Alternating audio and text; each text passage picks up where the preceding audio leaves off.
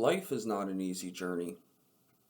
Throughout history, people have developed sayings and phrases of wisdom in order to alleviate the stressors that come along in this journey of life.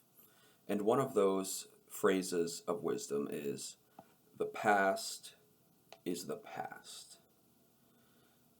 The past is the past essentially implies that the present moment is so profoundly special.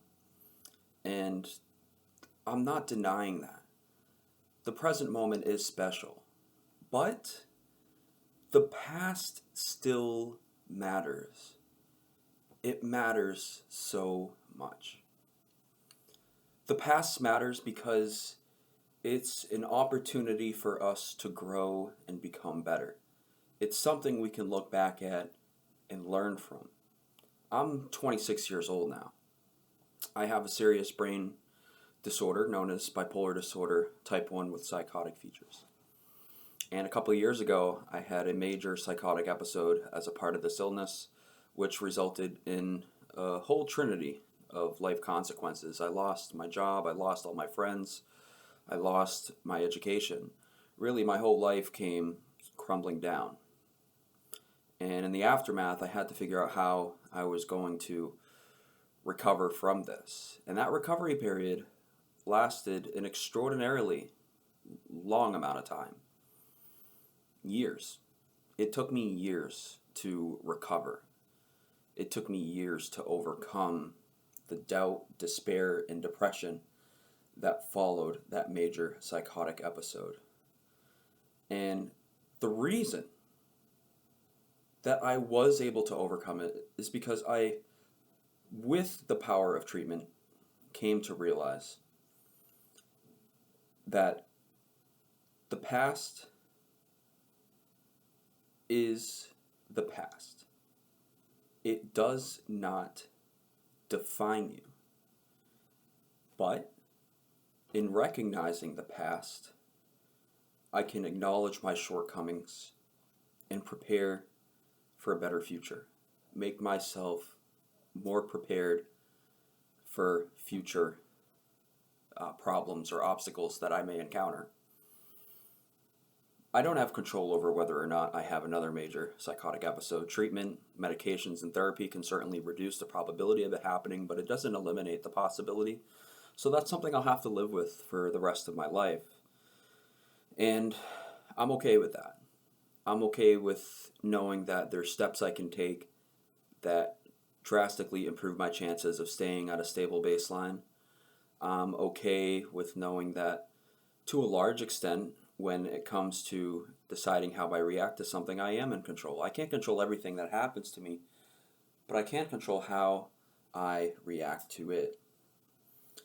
There's so many things that I could have done differently early on in my manic episode, and you would think, well, you must beat yourself up over this, don't you? And the truth is, nowadays, I really don't. Because I wasn't educated at the time on what bipolar disorder was. I wasn't familiar with what the particular warning signs of bipolar disorder were, and I wasn't informed about what bipolar disorder actually was. I certainly didn't know that I suffered from the disorder myself. So how can I be hard on myself about something that I truly had no grasp of? But I have a grasp of it today. I've poured assiduous amounts of hours into researching bipolar disorder and its effects and how to mitigate its consequences and how to alleviate symptoms and famous people who suffered from the disorder, people of history who suffered from the disorder, how it affected their decision making, their discernment. And I've tried to connect it back to my experience. And what I've learned is bipolar disorder is much like a roller coaster, and that roller coaster sometimes is not even going to have a seatbelt. if you picture being on a roller coaster and you're riding with Superman at Six Flags and you're about to go down and you don't have a seatbelt on, what happens? You're going to fall off that roller coaster, right? You could fall off even with the seatbelt on. The seatbelt could malfunction. That seatbelt for me, is medications. That's the big distinction between then and now. Before my episode and during my episode, I was medically untreated. I was not on any medications. Today, I'm on a myriad of medications that are effective at keeping me at a stable baseline and that reduce my chances of going back into mania. So I have that seatbelt on. But it took a while before I found the right seatbelt that actually had me fitted properly and that kept me from falling out of the roller coaster. Because for a long time, I was trying on seatbelts that weren't the right fit. I was gaining lots of weight, and I was socially isolating, and despite that, the seatbelt still didn't fit, even with the socially isolating. I was in this roller coaster seat by myself, and I still couldn't get the seatbelt to fit. But eventually I found the medications that worked for me. And that's key, as I didn't give up. And that's another lesson I've learned, is that you can't give up. You're going to have more opportunities to try and succeed. And if you fail, you just get up, you try again. Because next time you might be successful. And if you don't give it another try, you will never know what would have happened that next time. Take in mind that the past is just a singular clip of time. The past is not an entire film. It's not your entire life story. It's not the movie of your life. My one manic episode was a clip in the story that is Tyler Adolfo. Now that clip could be titled a number of things, most prominent probably being The Tragedy of Tyler. Because if the story ended at the end of that manic episode, then that would certainly be a tragedy. And for 20% of people with bipolar disorder, it does become a tragedy because they end up committing suicide as a result of the severe symptoms of their disorder. They struggle to cope with the symptoms of their disorder to the point where they just can't take it anymore. And I can't judge them for doing so because I've been in that position myself. And I've had a suicide attempt myself.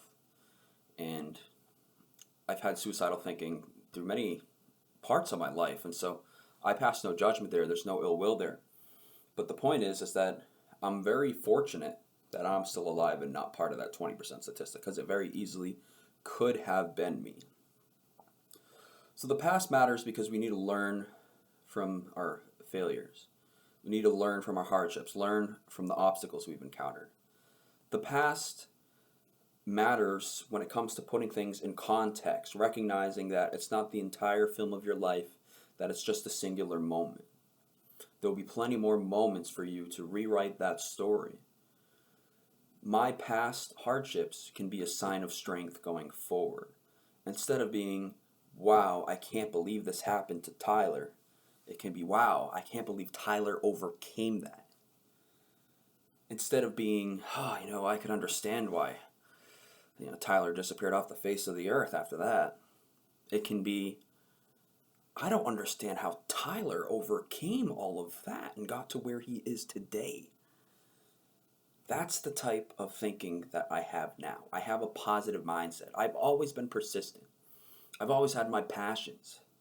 But I haven't always had that positive mindset about how to approach things. And so I try to keep this positive mindset about not just the present, which I'm grateful for, but also about my past, both the good and the bad, because I can learn from all of it, and so can you. Thank you so much for watching, everybody. Hope you enjoyed this video. Be sure to hit that like button if you enjoyed. Hit that subscribe button if you're new here so that you can stay in tune to my future videos. There'll be plenty more content coming onto the channel in the imminent future. So thank you all for watching. You all have a wonderful day. You marvelous legends.